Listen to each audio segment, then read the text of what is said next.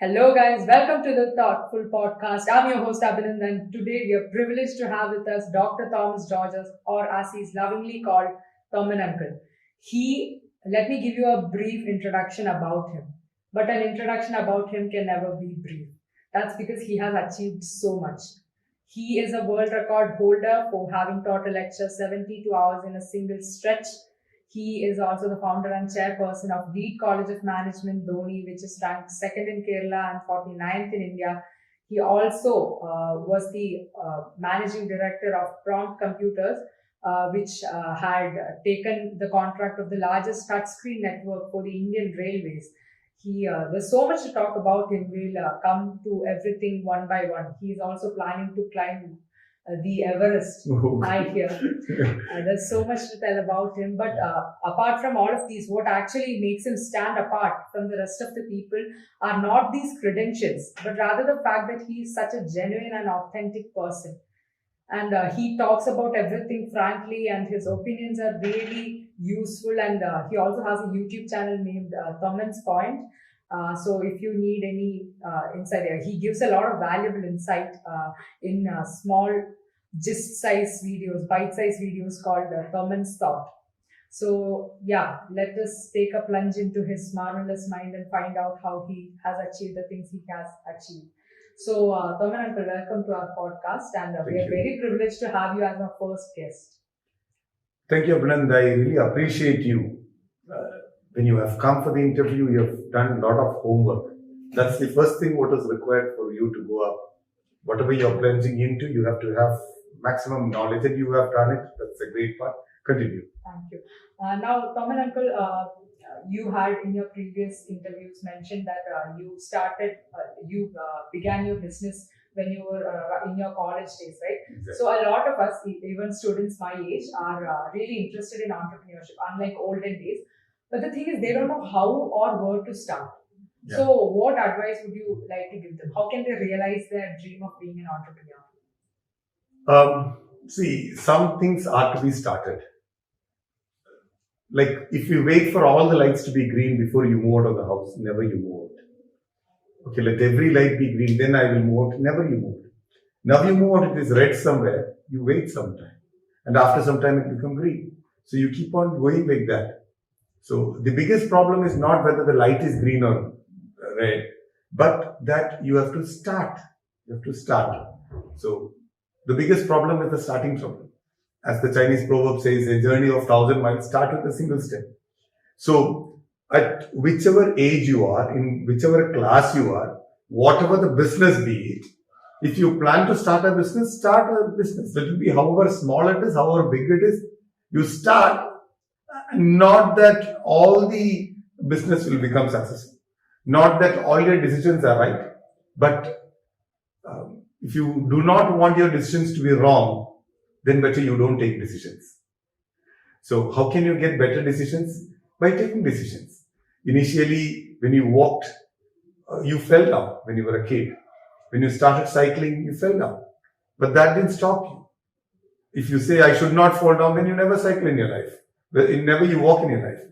So it's okay to fall. It's okay to fall. That's the first part. It's okay to fail. So that should be the attitude, and we have to carry on. Please. Thank you for the insightful reply. Now, one more thing is a lot of my friends say that even if they want to start a business, it's really hard to get taken seriously at that age. So what can they do to get taken seriously? See, I'm sure lakhs of students like you in 10th standard want to have a YouTube channel and everything. They have not done it. They have not done it. You have done it. So what is that you did? You took the challenge of doing it. So taking the initiative. Taking the initiative. You go with the first one. It may not be good. It's okay. You take 10 times, 15 times. Definitely, it is going to improve the quality, and it's going to get a reach after some time. So just like this, anything you will have to start. Thank you. Thanks a lot. Now, one more thing is, Thoman Uncle, you're a person who has an MBA, who has an MSc, MSc, and who has taken BTech, who has a PhD in psychology from Calicut University. Now, you have all these wonderful degrees, and it is a marvelous achievement. But the question I want to ask you is, in this day and age, do you think degrees are still relevant? Yes, I'll say yes. Because the problem with our education system was it was fully theoretical. Else, now you're talking about fully practical. But there is a link between this. There's a trade-off. You have to be theoretical, you have to be practical. The problem with the Indian education system was that we were too much theoretical. And without any theory, you start doing, that becomes fully practical. There is a trade-off because you need to know many things. For example, earlier days, we used to visit a doctor who's most experienced in that area, an MBBS holder. Today, you don't go to an MBBS. You have to have MD, you have to have specialization. A professor, like a person who is teaching in a college who enters to the post of a assistant professor. Even if you teach for 25 years, to become associate professor, you will not, until and unless you get PhD. So today, qualification plays a major role. But then qualification alone is not enough. You will have to have because if you look at startups, the failure rate is too high, more than 90%. Not because the idea is bad, but the problem is that they didn't know how to do the business. His idea may be good, but then he may not be good in marketing, he may not be good in finance, he may not be good in strategic planning. There are so many areas which you have to learn. So you can't keep up this and then do this alone. So it's a combination. If you look at today, most of the successful ones are like, in Kerala, you take Byju's app or ID Food. So they're all IIMs and they're all MBAs and gone are those days of earlier days. Even if you take singers, of course, they have the talent of singing, but they have learned the basics well. So both are required. It's a combination which is required. Thanks for the reply. Now that we've taken the topic of education, a lot of people has criticized the Indian education system, and it deserves a lot of criticism because nothing has changed in the past a lot of years. But now that now a new education policy has been drafted, the NEP, National Education Policy. But the thing I noticed is that even though they've changed the structure, that is earlier it used to be 10+2, now they've changed that structure. Also, they've put more emphasis on vocational training. All of that is good, and I feel that it's a commendable step by the Indian government. But the thing is, still the syllabus has not included any practical skills like financial literacy. A lot of people, not just Indians, are very financially illiterate. They don't know much about financial instruments. They don't know where to invest their wealth. They don't know how to maintain their wealth. They don't know, they can't choose between stocks, bonds, debts, mutual funds, all these things. And they don't know anything about taxation even after they graduate. So these are things that a person must be not knowing about by the time they graduate, because the point of having an education is probably because you need to have a job or you need to start a business to earn money. A lot of people may say that, no, I just want to gain knowledge, but to be very frank, we all know that it's to gain wealth. So what is the point of teaching them these things even if they don't include things like the syllabus of financial literacy? If the subject of financial literacy is not taught, then what use is it? So what is your opinion on this? First of all, Abhi, I salute you, because the terms which you used are totally alien for a person who comes even for MBA. Like all the literacy part, financial literacy, the terms you use. And then it should be a part of it. And now the wonder is, if you may be learning the new NEP, National Education Policy says, you may be learning physics, but there you want financial literacy, you take a course on financial literacy. You want to dance, you take a course on dancing. You want to sing, so some credits will come from there. It's a combination. It's not that you will have to go this way only. In that, whatever you want, you can take. That's the part. So, of course, one big problem now, like you can go horizontal and pick whatever you want, and you can add on to your course and you can prepare your own custom-made syllabus. So, earlier, I give you dosha, you have to eat dosha. Now I give you a burger. Now you can select this one, this spice, this butter, in that butter. You can choose, and then you can. That's one choice which has come from the new NEP. But then whatever is to be filled in, it should go wider. As you rightly said, there should be more things which are added which can be taken. In fact, there's a lot of research which are being done in that area. But then one big problem hurdle which I envisage in this process is the current faculty, including me, the current teachers, they have a framework, their theoretical aspect. So how do they adapt to this is a big question. So that is only that, because the students will change, they'll change very fast. But then teachers are frozen, including me. So that is a big challenge to be addressed when the NEP comes. Otherwise, theoretically, there are a lot of pluses. Of course, anything brought new will have its own demerits also. This will have, but definitely there's a lot of change, a sea change which is going to happen in the education system after we properly implement the NEP. Now, planning has happened, but implementation is a big question. Once it happens, it will be a great part.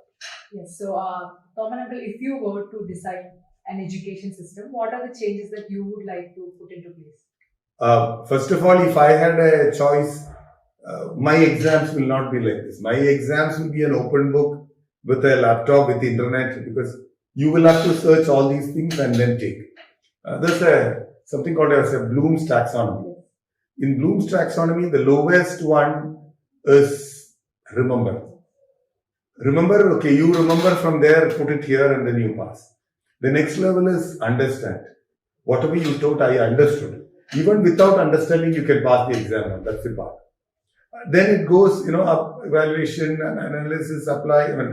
It goes up till create. So, your question was on, what is the correct part? Can you just tell me? So, if you were to decide. Yeah, fine. Cut this and make it. So, if I had to have an education system, I'll be looking, the question pattern will not be from the remember part. Define, differentiate, brief, all these things are on the remember area. I'll be putting questions in the create. So for that, you may have to move out and do something, sit and browse and study. The other one is by hearting and putting it over here. So that will be the first change which I'll be bringing out. So today, these students, parents, everybody wants to pass, they look at the remember. The above part is totally ignored, which is the core part. So if you are able to have an exam system of, taking from the create, then definitely you find the whole world different. Today, we look at many people and say, oh, they are the so-and-so of so-and-so companies and all. Those are the people who are Indians, but most of them had their studies outside. So they were able to think differently. They were able to think wide. So that is the part which I will be able to, I will be looking at if I am able to do the education system. Let the students think and then create their own. Awesome. Now, with regards to what you just said, something just popped into my mind. So, this is quite ironic considering that it was from an NCERT textbook, but I was browsing through my English textbook. So, I found this paragraph in that it was an anecdote from Einstein's life. So, someone asked Einstein his mobile number in the past. So the guy was like, I don't know my number. Please take the telephone directory. Then he searched his number in the telephone directory and told it to the other person. And the other person was like, you're Einstein. You're such a brilliant genius. Don't you know your own number? And Einstein was like, yes, but why should I remember something that's already there? That's the same thing with Bloom's taxonomy. Nowadays, like in earlier days, we had to remember things. But now, we have information at the tip of our fingers through Google and all of those. So nowadays it's no longer relevant to function as memory banks. Nowadays people should be taught to think. Yes. That is the change that should happen, I believe. Definitely yes. But then, first part, a small correction. Einstein time, mobile was not there. Okay. Jokes apart. But then the question he asked was, why should I waste my brain remembering that thing which is there on the paper? Exactly. But then when we do, everything is there in the net, then what is your use? What is the use of you? So that is to know where it is, how it is, how you can apply it. This is the part. Like, where are these information? So it's that you need to have the fundamental ideas. You need to have the fundamental part, the base very, very clear. And that is not remember, but then understand, okay, now you can refer to those. Who's a best judge or a best advocate in a Supreme Court as a person? It's not that he by hearted everything, but he should have the basic knowledge of everything. Which is that exact number? What is that clause? He can definitely refer. But he should have an idea that it is there. So, the broader sense, yes, he need to have a wild knowledge. Plus, he need to, the application part also need to be there. Thank you. Now, revisiting to our introduction, I had told my audience that you were a world record holder. So, can you please share your journey on obtaining a Guinness World Record to my audience? That's more of an accident, I would say. One of my friend, Jafar, he wanted to do a Best of India records here. He wanted to do it here. So I said, please do it. So when that was being done, students came to me and asked, we also should have a record. I said, fine, we'll have a Best of India record. So we were thinking about what? So that's the time the students pushed me, you do a training. So I did a training for 63 hours and got the Best of India record. And then once you achieve something, then the question is what next? So that's how I thought of Guinness record. I didn't know head and tail of Guinness record. I searched it in the net. I applied it. I got rejected. Then they asked me to submit the course file. I submitted it. It got rejected. I resubmitted it. I did it first. I didn't even upload it. I did it again. And then I got it. Before applying for it, less than 1 year, I didn't know. I never thought about it. But one thing which is like this, you think about something and you feel to do it. Today, one big information is, one good thing is that you get the information everywhere. So, it's not alien, like only somebody has to teach you. There was nobody to guide me for Guinness, so I have taken it up. Like, after my Guinness record, the next question was, what is your next record? I said, I'm not going to do records again. It's not that I will not do that. Let me focus on others doing. So I could help other two people to do Guinness record. And I'm doing for 2 more people. One is doing in the next month. This month itself we are doing here. So some records were tried here itself. Totally around 12 Best of India records we could do it here itself. Oh, nice. So it's possible. See, if I can, you can. Very simple. So that's the only message which I'm trying to. Since I could, I know that I can. So same thing, if I can, you can. So I'm just making them realize the fact that you can do things. And people are doing. I'm happy. Yes, you now said that your mindset was what next, right? And Yeah. I agree because when I went through a few of your interviews, you started a business, you started Prop Computers, then you started Lee. Then after that, you achieved a world record. Then after that, I heard that you were passionate about mountaineering. So could you elaborate a little bit on that? Okay.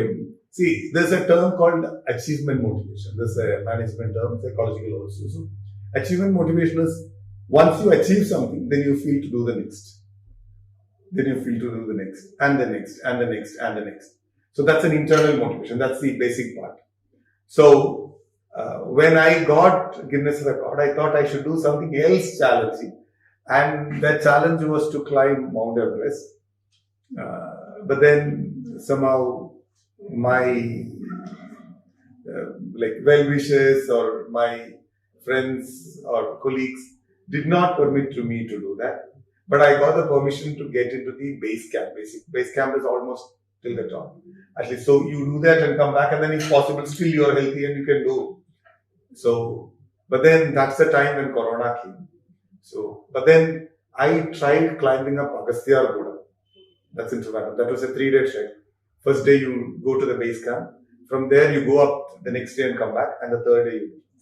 So I didn't know whether I could do, but then I just started and I could do that. And that was a great experience for me. It was totally tiring because I'm not a sports person. Okay. I do not do many exercises or anything like that. I'm sorry.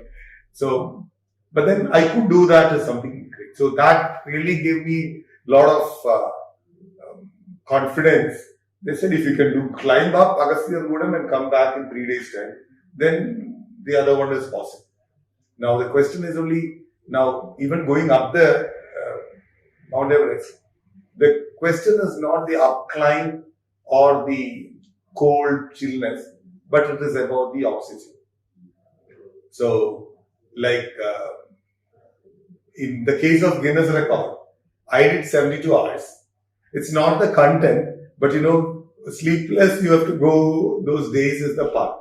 So, here also, it's not the climbing up or the distance or altitude, but the breath was a problem. But I love to, but it's almost 2 years that, of the corona, they have not permitted. So, considering my age, they'll have to do a lot of physical tests, and then only if I'm physically fit in everything, then I can climb up. That was just, what do you gain by that? Nothing, go up there, okay, I could do it. That's the only thing. But that's a great thing. Because when you do something, you understand that you can do many things. Thank you. Now, just a question. So, can't we actually wear those oxygen cylinders? We can. But then what happens is, there is limited quantity of oxygen which can be carried, because it's total ice. We will have to wear the jackets and all those things, the shoe, and then lot of things you carry. Along with that, a small. So we will get, and it's only one person can climb. So anything in the gap, and I know many people who almost reached there. Then suddenly a snow wind came and they had to come back. So it's not necessary that you will always be able to go. It is risky. But then, what is life without risk and challenge? Yes, so one more thing is that I've been binge watching. Actually, I actually got introduced to you through LearnTree. So you had actually taken a webinar. So after that, I only came across your content again a few days back. But since I rediscovered your content on YouTube through Thomin's Point, do check it out. I've been hooked. All the videos, they're really addictive, not in a bad sense. They're very informative, and your humor sense is also really good with the anecdotes from real life. So I really enjoyed it. But the thing I wanted to ask, that is what actually prompted me to come and take this interview and invite you as our first guest.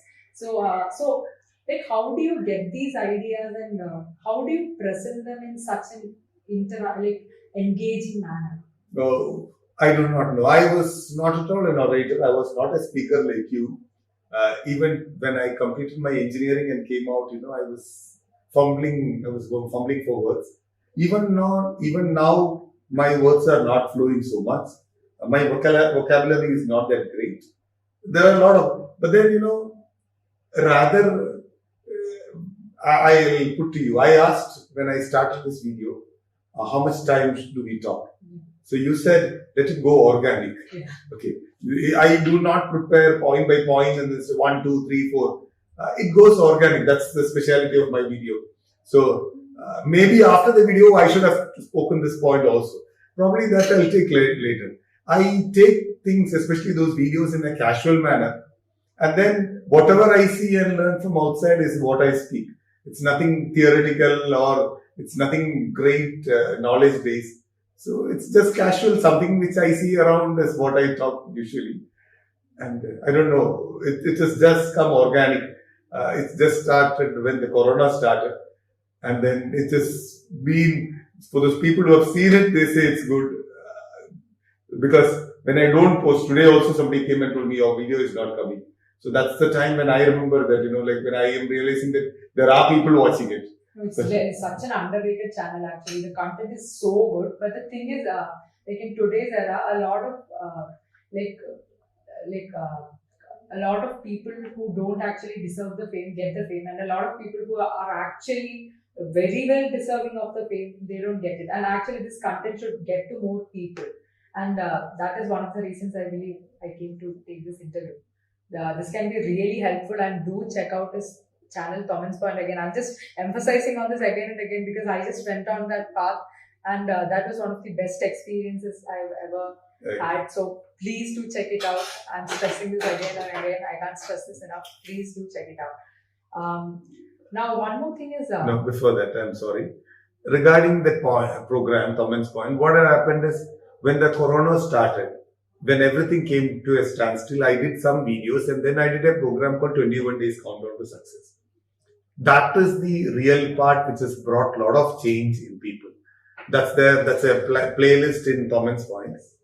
But to my surprise, what had happened is after the 21st day, there were many people who were watching. They didn't know how to subscribe. There were a lot of families watching it.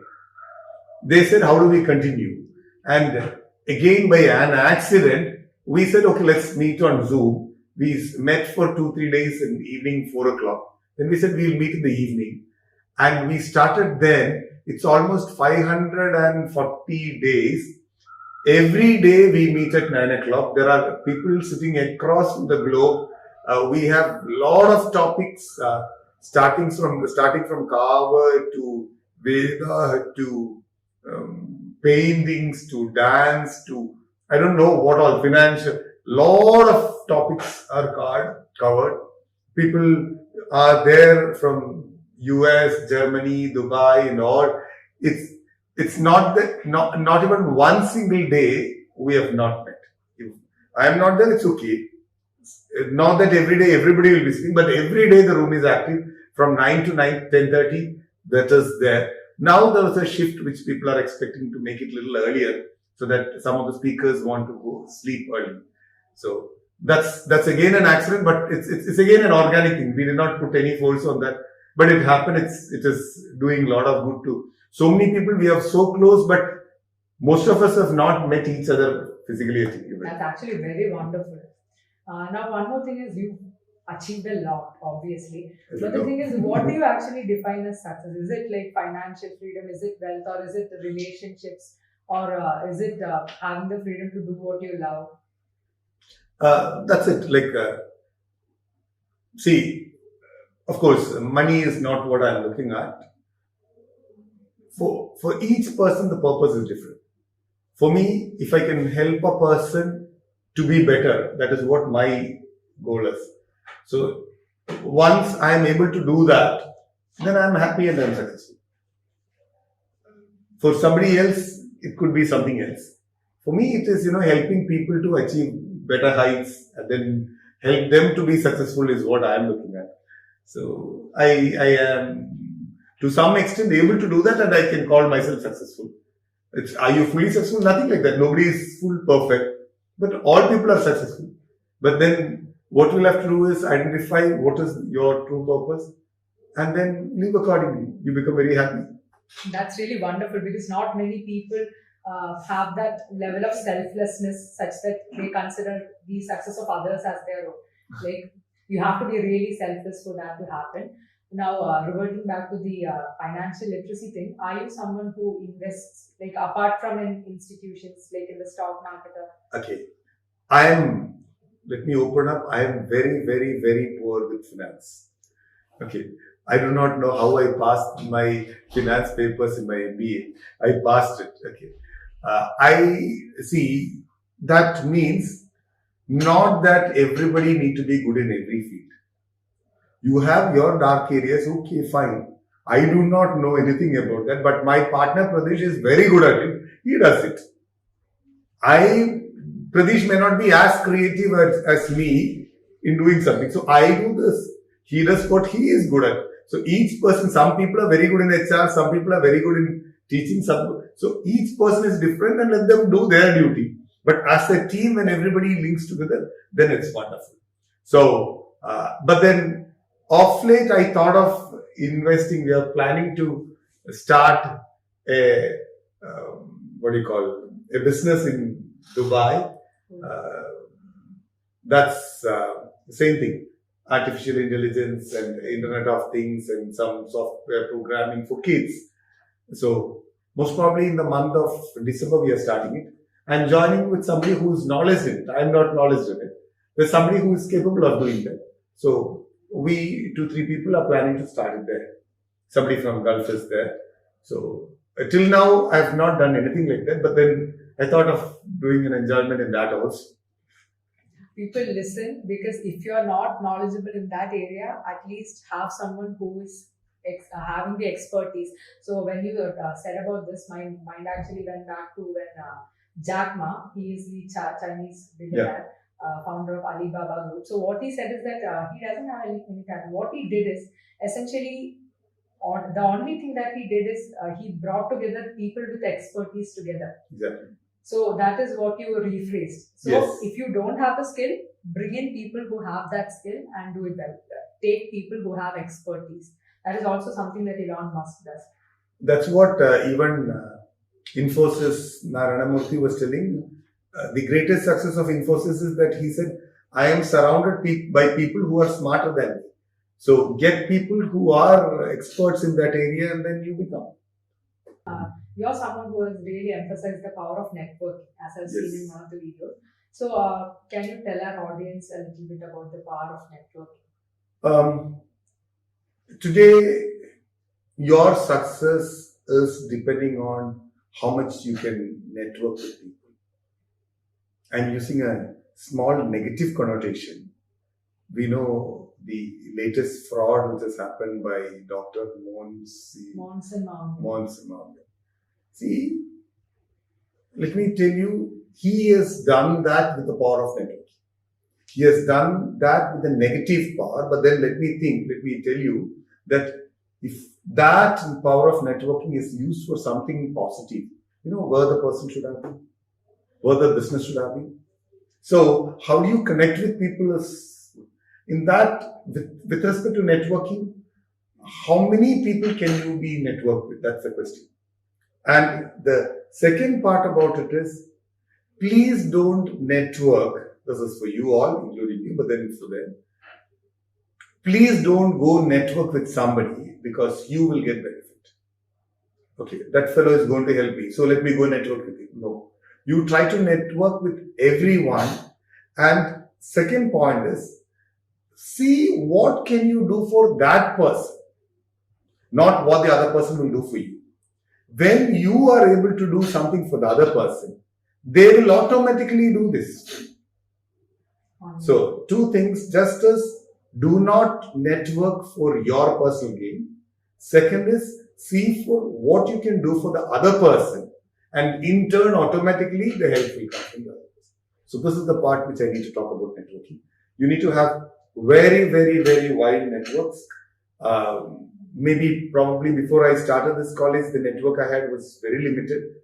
Today, after I started it, I'm really feeling the power of networking, because whenever you go somewhere, wherever you go somewhere, you have some connections there and you get things done. But then many say, yes, we have come to your college for a program. I did not let them come here for the program because I thought they will help me. It's not like that. So please use. There's a facility, please utilize. So that's what I told. But then later on, it comes back to us. That's the law of karma, which says, do unto others what you love them to do to you. Okay. That's what Jesus says. So just do things and let it come back. Wonderful, wonderful. Now, another thing is, when is it that a business is more likely to, not necessarily a business, it can be a startup. When is it more likely to succeed? Your business will be successful when you are able to solve someone's problem. If there's a problem there, there are challenges there.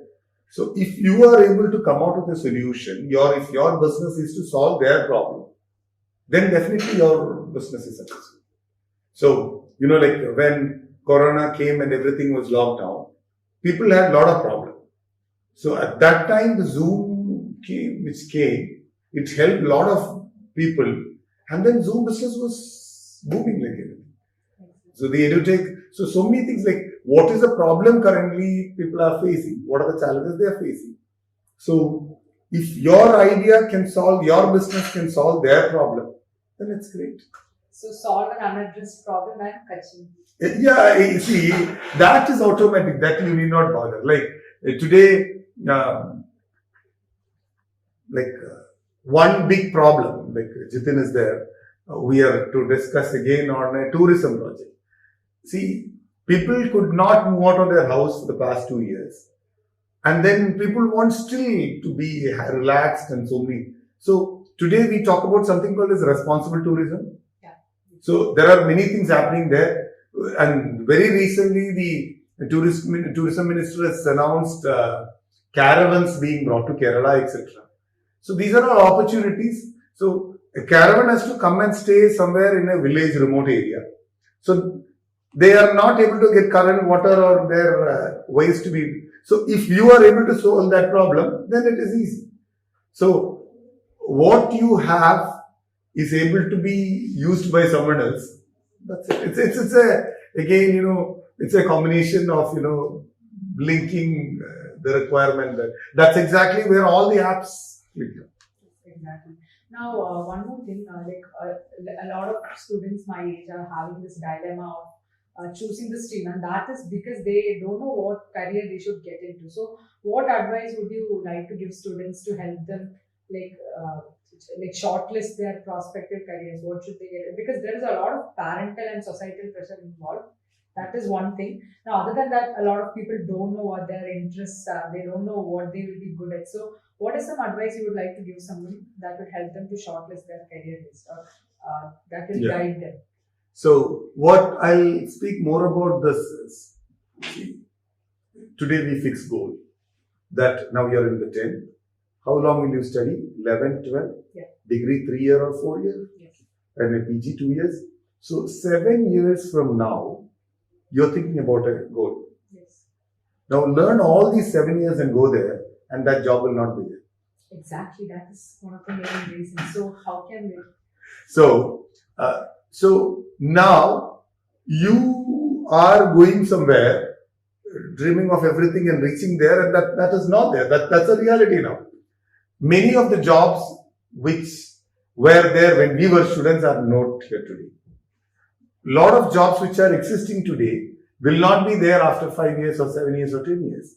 So then what? What can be? So here what you need to do is to look into you. Which are the areas of interest for you? Let it be biology, physics, chemistry, maths, or anything. You focus on the fundamentals and then go up. And definitely there is when some doors are closed, there are many more doors which are open. So with this fundamentals, where do you go? That's where education is a very important part. Because when you reach there, you need to have knowledge about everything. You cannot, okay, I do not learn anything. Now I want to fly a pilot. I want to fly a flight. I want to be a pilot. You can't. You have to study. So once you study and come, that plane may change. But then it's okay. If your fundamentals are good, you've done your basic works, then you are adaptable to whichever area it is. So, in one sense, what you said is that we have to pursue something that we like, and if at all, we don't have to take much tension to the fact that that job may not exist. So, if that doesn't exist, we have to look into other opportunities. It's that simple. Or even if it exists, let me tell you. Now, I fix my goal. 7 years from now, I want to be in this post in this company.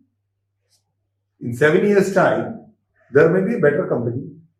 There may be a better post. So just because I fixed it, I need not be there. I'm not against goal setting. I'm not against goal setting. But then you need not be so much sticking on to the goal. Fix it. So you put it as a direction. You learn all the fundamentals you want because you need to go there. So just imagine that you want to go to US. There are different ways of going to US. So then, you are sailing. Then you sail, you do not be, don't be very clear, I will go only this route. That route is not going good. You take another route. And then when you are almost reaching US, you find Canada is much better, then you go to Canada. Okay. See, earlier we were talking about IQ, intelligence quotient, then EQ, then SQ. Today we talk about AQ, adaptability quotient or adversity quotient. We do not know what is going to happen tomorrow. So whatever comes, you need to be adaptable to that. So let's carry on with all the things what is required, all the fundamentals, and be ready to change anywhere whenever it is required. Great insight. But one doubt of mine is that how do you decide which continent to go? How do you decide if you want to go to US or if you want to go somewhere? How do you decide what your goal is? How do you want to go to which continent. You want to go to a very cold place, then don't select Africa. You don't want to be in an icy place, then don't go to. So that's lighter side of it. But then let me tell you, rather than identifying which continent you don't want to go to, let's identify what I want. What makes me more happy, successful in my life? Which should I? And then pick it up. If you go to Africa, you realize that's not the one which you wanted, you go to the next one. So that's the beauty of. But the thing that a lot of people are scared about is that they reach Africa and they're like, they want to dream their land job. They want to land their dream job at the first try. So a lot of people are afraid that if they land into a job, then they lose a lot of time. So what do you have to say in this? AQ, adaptability quotient. Either, see, there are two words which I'll tell you. One is passion, second is compassion. Passion is doing something which you love. Compassion is loving what you do. So, you want to go to Africa. No, I want to go to. What if I want to go to US? You want to go to US. You have reached now Africa. Yeah. There are two things to do. Either leave your passion and go to US, or start loving Africa. There are a lot of things to be loved in Africa. It's not that everything is rosy in US and everything is bad in Africa. There are a lot of things good in Africa. Enjoy that. No, what if I actually liked Africa? Like I actually liked US because I didn't know US properly. Then I reach US, but then I find out that it's such a terrible country. Now I want to go somewhere else. But I've already lost a lot of time in US. See, just imagine that you want to go to. You're in Palakkad. We are in Palakkad. Yes. You want to go to Trivandrum. Yes. You ran into a train and got inside. You were so tired you slept off. Little later, you wake up and see that that train is going to Madras.